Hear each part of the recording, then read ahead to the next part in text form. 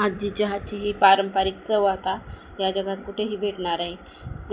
तर पारंपरिक पद्धतीने जशी आपली आजी बनवत होती तशा शेवया मी बनवलेल्या आहेत. तशीच चव आणि त्याच पद्धतीनं बनवलेले आहे. तर ना मैदा ना रवा कुठल्याही बाहेरचं वस्तू न टाकता फक्त घरच्या गव्हापासनं पांढऱ्या शुभ्र अशा शेवया पारंपरिक पद्धतीने बनवलेल्या आहे. तर कशा बनवलेल्या आहे व्हिडिओ पूर्ण नक्की शेवटपर्यंत पहा. व्हिडिओ जरा लाँग होणार आहे कारण तसाच महत्त्वाचा पण आहे व्हिडिओ, तर शेवटपर्यंत पहा. तर हे पहा, मी 6 किलो गहू घेतलेले आहेत. तर मी 2 पाण्याने अगोदर स्वच्छ धुवून घेतलेले आहेत आणि नंतर आता हे तिसऱ्या वेळेस स्वच्छ पाणी झालेलं आहे आणि ते आता पाणी म्हणजे गहू काढून घेणार आहे. एका कपड्यामध्ये ओढणी घ्या किंवा कुठलीही वस्तू घ्या, तुम्ही कॉटनचा कपडा घ्या किंवा कुठलाही कपडा घ्या, त्यामध्ये हे गहू आपल्याला काढून घ्यायचे आहेत. हे ही प्रोसेस आहे ना, ती मी रात्री बनवते आहे. रात्रभर आपल्याला हे गहू भिजत कपड्यामध्ये बांधून ठेवायचे आहेत. तर हे काढून घेते मी आता आणि हे रात्रभर असेच ओव्हरनाईट पूर्ण रात्रभर असे ठेवायचे आहेत गहू. तर स्वच्छ असे धुवून घेतलेले आहेत आणि आता हे काढून घेते. खाली टोपलं ठेवलेलं आहे आणि खाली टोपलं ठेवलेलं आहे, वरून चाळणी ठेवलेली आहे, वरनं ओढणी टाकलेली आहे आणि त्यावर मी गहू काढून घेतलेले आहेत. हे पहा पूर्ण असे आणि पूर्ण रात्रभर आपल्याला हे गहू असेच बांधून ठेवायचे आहेत कपड्यामध्ये आणि हे साईडने जरा ओपन राहिलेले आहेत उघडे. तर मी यावर दुसरा कपडा टाकून असंच पूर्ण रात्रभर असेच ठेवणार आहे. आणि दुसऱ्या दिवशी जेव्हा आपल्याला वेळ भेटेल म्हणजे सकाळी 11-12 वाजताच्या टायमिंगला मी असे घरामध्येच असे सुकत ठेवलेले आहेत. तर जास्त सुकवायचे नाहीत. सध्या गरमी तर भरपूर आहे, तर पटकन पटकन असे सुकले जातात आणि चेक करून बघायचं. जास्त दाताखाली घेऊन पाहायचं, आपलं चावून पाहायचं. जास्त कडक आवाज यायला नाही पाहिजे, थोडासाच नॉर्मल. आणि आता आपले गहू सुकलेले आहेत, पिशवीमध्ये भरलेले आहेत आणि हे गिरणी दळून आणायचे. त्यांना गिरणीवाल्याला सांगायचं जाडसर दळून दे बाबा आम्हाला. तर हे पहा, मी दळून घेऊन आलेली आहे. जाडसर असं रवाळ, जास्त प्रमाणात रवा निघावा असं जाडसर दळून आणायचं आहे. आणि हे पहा दळून आणलेलं आहे आणि हे पहा पहिल्यांदा मी चाळलेलं आहे. तर एवढं पूर्ण आपलं लाल कलरचं पूर्ण गव्हाचं साल्ट निघालेलं आहे.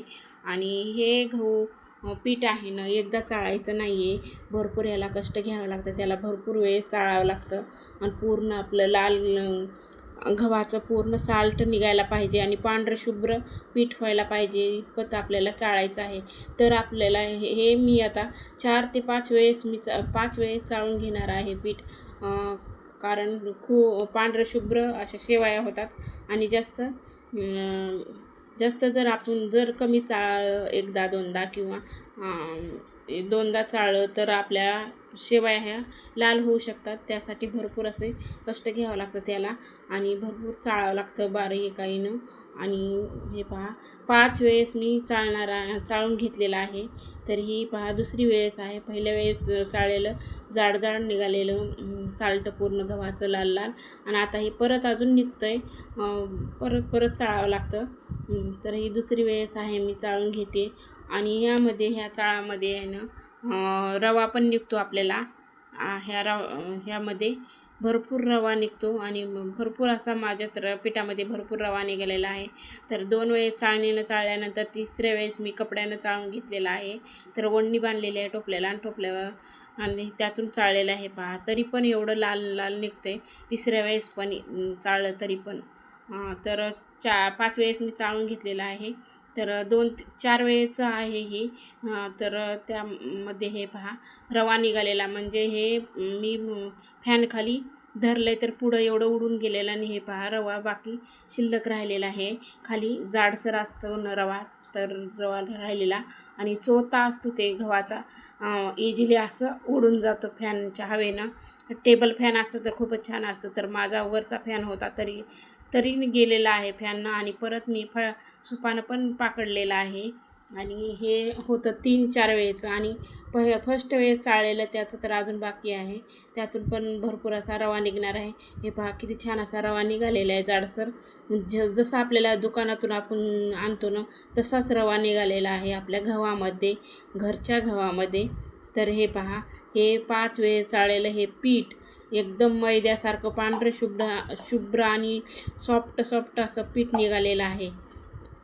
मैद्यासारखंच पांढरं शुभ्र असं. आणि शेवट मी पहिल्यांदा हे चाळलेलं, ज्यावेळेस पहिल्यांदा चाळलं होतं ते आहे हे. ह्यामध्ये पण भरपूर असा रवा आहे. हे पण तसंच फॅनखाली हे करून घेणार आहे आणि सुपानं पाकडून घेणार आहे. त्यामध्ये पण भरपूर असा रवा निघणार आहे. तर हे पहा, असं वर केल्यानं फॅनच्या हवेत वर असं वरून टाकल्यानंतर हे असं पांढरं दिसते, तुम्हाला दिसतच असेल. तो आहे रवा. रवा तर मेन महत्त्वाचा आहे. रवा जास्त निघलेला आणि जास्त आपल्या शेवयामध्ये वापरला तर खूप छान अशा छान शेवया होतात. मेन महत्त्वाचं तर रवा जास्त पाहिजे. तर हे पहा, एवढा 1 किलोच्या प्रमाणात, 1 किलोच्या वर पण असेल एवढा रवा निघालेला आहे आणि खाली पीठ निघालेलं आहे. 6 किलो गव्हामध्ये माझं 5 किलो पीठ भरलेलं होतं. तर हे पहा, 1 किलो असं भुसकटच म्हणजे गव्हाचं साल्टच निघून गेलेलं आहे. तर हे पहा, एवढं झालेलं आहे माझं पीठ आणि रवा. छान असा रवा तर मेन महत्त्वाचा आहे. आणि नंतर मी संध्याकाळी मी घेऊन गेले.